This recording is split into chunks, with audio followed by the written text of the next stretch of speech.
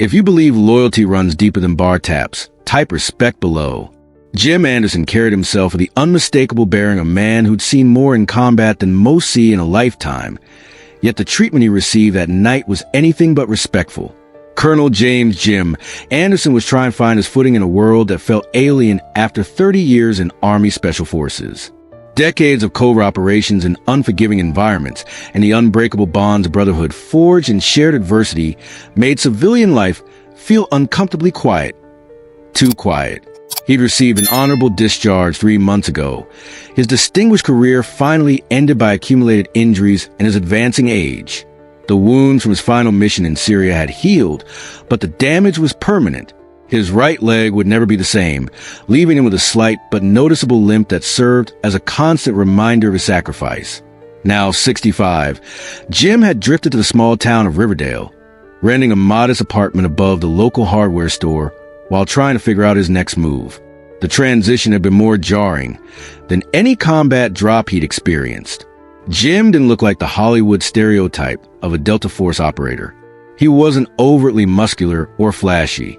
He stood just under 6 feet, lean but strong, with watchful gray eyes that missed nothing in a quiet, contained energy that often made him seem aloof to strangers. Deep lines etched his weathered face, telling stories of decades spent in harsh environments and high-stress situations. He kept his silver hair cropped short, military style. His clothes were practical and unassuming. Faded jeans, a plain button-up shirt, and worn leather boots. The only hint of his military past was his impeccable posture, impossible to eliminate after 3 decades of service. He wasn't looking for trouble or attention. He was just looking for a moment of normalcy, a quiet place to think, and perhaps find some peace in a world that suddenly seemed to have no place for him. Jim had wandered into the Rusty Anchor, a riverside bar popular with locals and the occasional tourist. The establishment had earned a decent reputation for its weekend live music, but tonight, a Tuesday, it was mostly empty, just a few regulars hunched over their drinks in the dimly lit interior. Taking a seat at a small table in the corner, Jim ordered a beer and settled in to observe, a habit ingrained from years of needing to assess every environment. The worn wooden tables, nautical decorations, and faint smell of beer and fried food created an atmosphere that should have been welcoming. The owner of the Rusty Anchor, a heavy-set man with perpetually suspicious eyes named Ray Donovan, prided himself on running what he called a respectable establishment. His definition of respectable, however, often translated to arbitrary enforcement of unwritten rules based on his mood or perception of a patron. Ray harbored particular dislike for what he termed military types, stemming from a minor altercation with some rowdy young soldiers years ago that he'd magnified into a major grievance.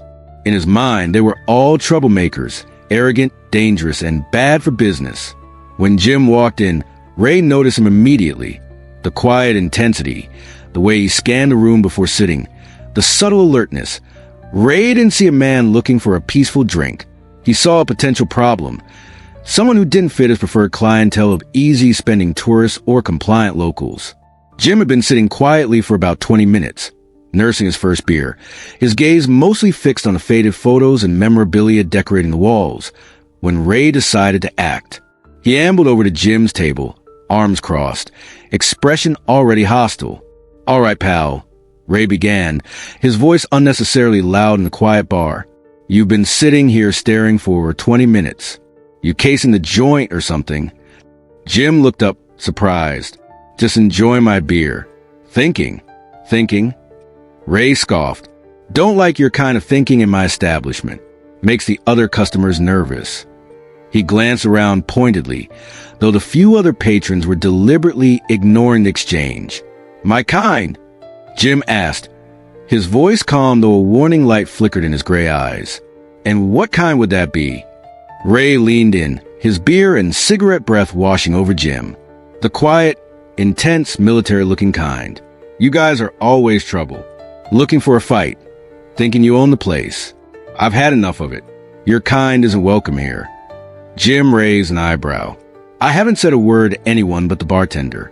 I haven't moved from this table." "Doesn't matter," Ray snapped, his face reddening. "I know your type.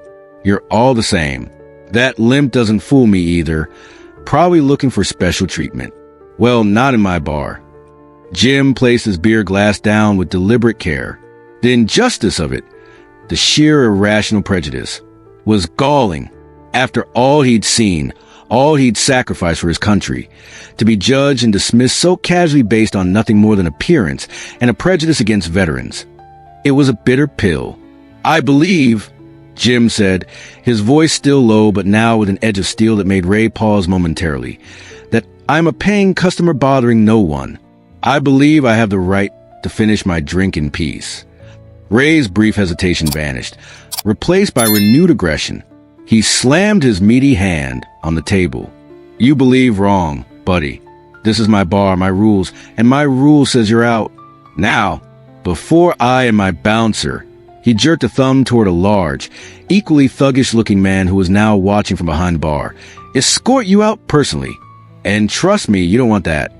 Jim looked at Ray, then at the bouncer, then back at Ray. He could handle both of them without breaking a sweat. Years of training made that a certainty. But what would it accomplish? A messy brawl? Police trouble? He didn't need that, especially now, trying to build a new life. Resignation settled over him. This was civilian life, arbitrary, illogical, and often deeply unfair. He stood up slowly, pushing his chair in. He left his nearly full beer on the table. "Keep the change," he said quietly, though he hadn't paid yet. He walked toward the exit, Ray and the bouncer watching him with triumphant smirks. As he reached the door, Ray called after him, "And don't come back, you hear? We don't need your kind of trouble." The next day around 3 p.m., just as Ray Donovan was unlocking the front door of the Rusty Anchor, preparing for the afternoon shift and congratulating himself on keeping his bar clean, 3 large black SUVs pulled up silently across the street. They parked with military precision, engines idling. Ray watched, a flicker of unease stirring. These weren't ordinary vehicles, and this wasn't an ordinary arrival. The doors of the SUVs opened simultaneously, and figures began to emerge. Not 1 or 2, but a dozen men, all tall, lean, powerfully built, moving with a quiet, coordinated purpose that was utterly out of place on the sleepy town street. They wore civilian clothes, jeans, button-up shirts, some with jackets despite the warm weather, but there was nothing civilian about their bearing. Each man carried an aura of intense focus and contained power. They had the same watchful eyes as Jim, the same air of quiet competence that brooked no argument. It was Jim's old Delta Force unit. Colonel William, iron, steel led the way, silver-haired but moving with the fluid grace of a man half his age. His expression was unreadable but radiated an intensity that made Ray's unease blossom into full-blown apprehension. They didn't look at the other shops or pedestrians. They crossed the street in a loose tactical formation and headed directly, silently, toward the entrance of the Rusty Anchor, Ray standing in the doorway, suddenly feeling very small and exposed. He recognized the look in her eyes. He'd seen it briefly in Jim the night before, just before Jim had decided to walk away. Now it was amplified 12-fold, and they weren't walking away.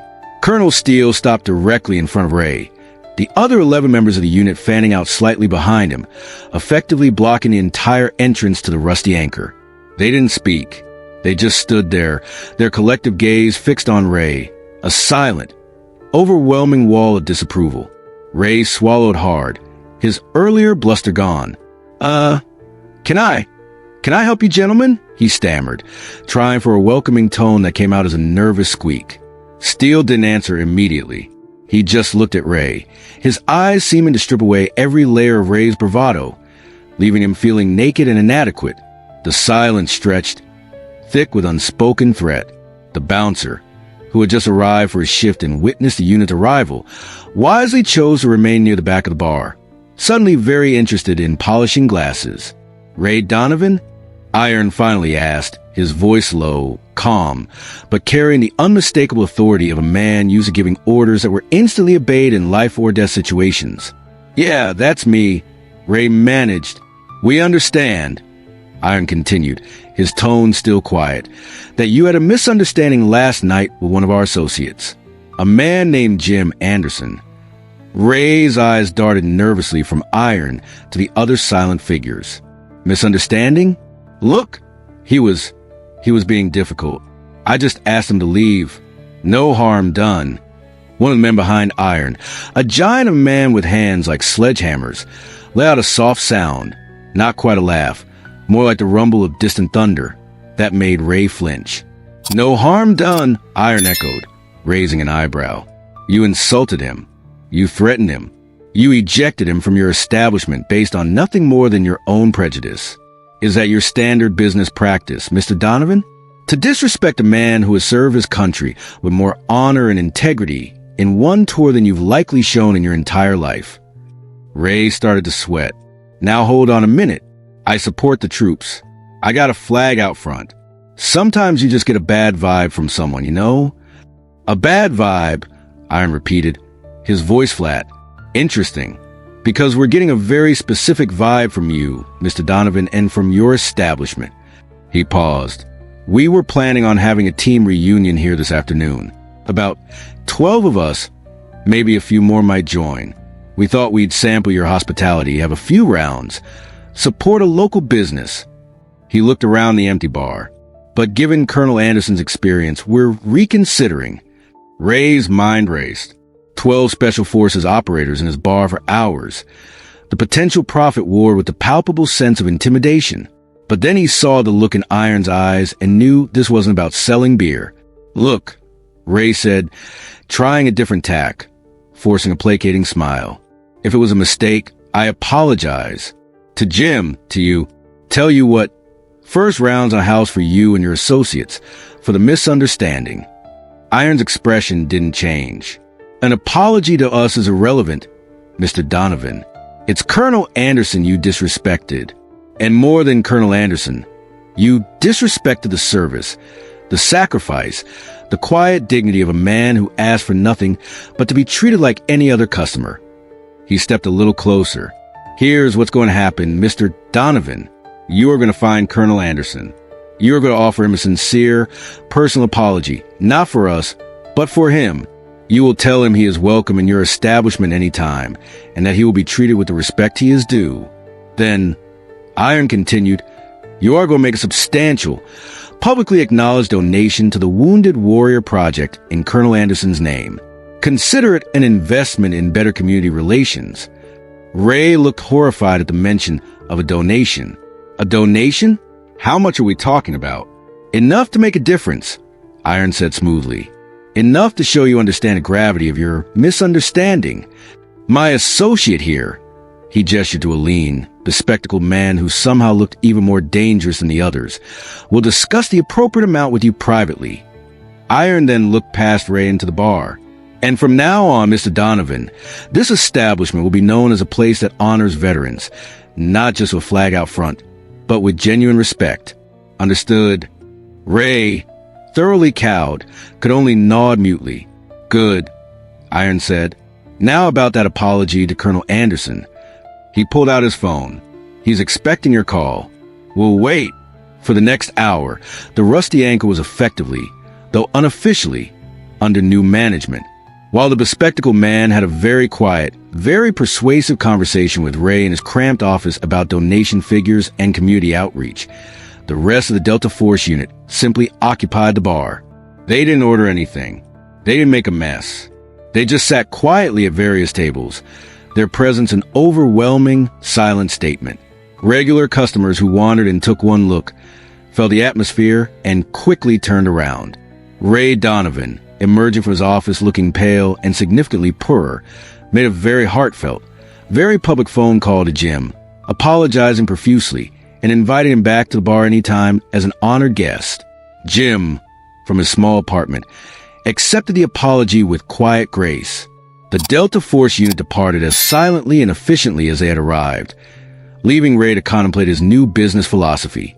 The Rusty Anchor did, in fact, make a very substantial donation to the Wounded Warrior Project, and word spread quickly through Riverdale.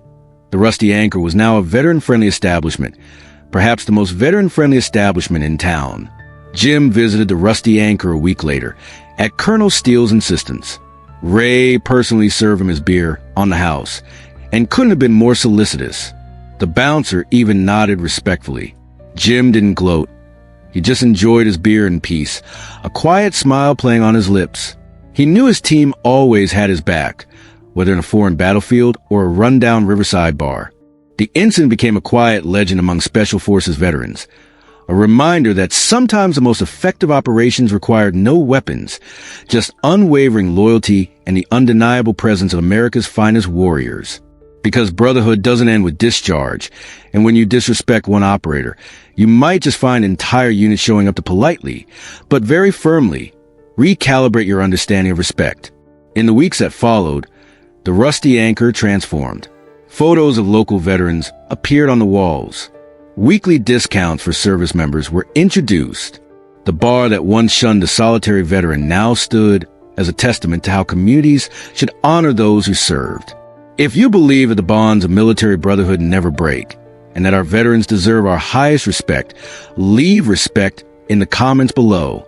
Share this story with someone who needs a reminder about what true loyalty looks like, and subscribe for more powerful tales of honor and justice. Remember, how we treat our veterans reflects who we are as a society. And sometimes it takes a unit of warriors to teach us the true meaning of respect.